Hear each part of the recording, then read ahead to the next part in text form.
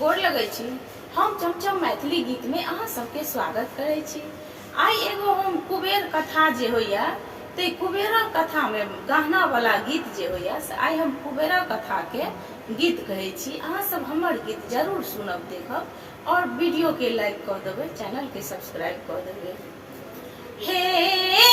हारा हमरा हुकीन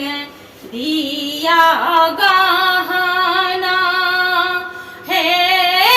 हारा हमरा हुकीन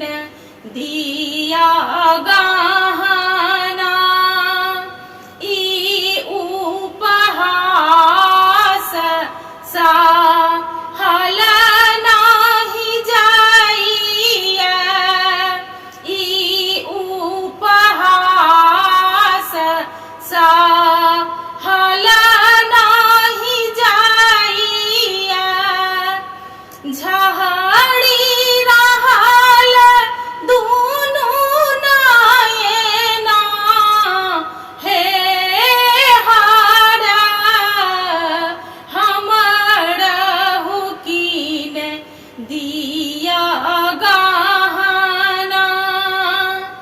लक्ष्मी सरस्वती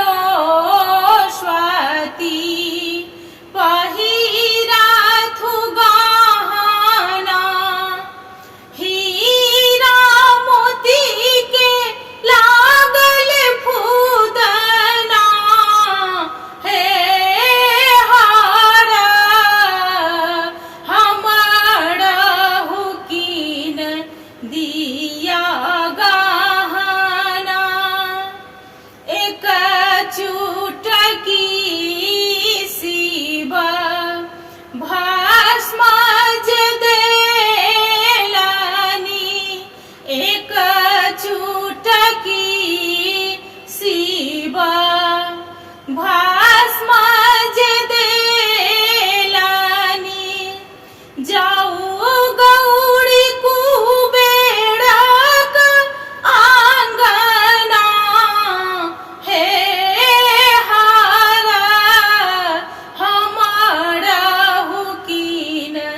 दिया गहना, सौंसे भंडारक गहना चढ़ी गेल,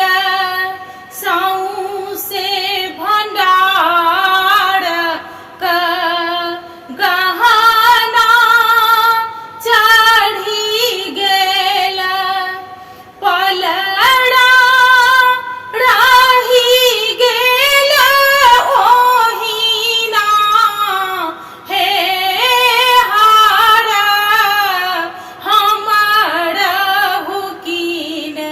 दिया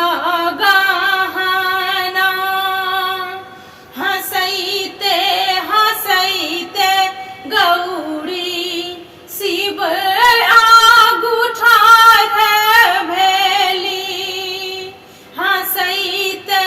हंसैते गौरी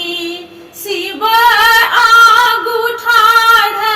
भेली, देखलहुँ शिव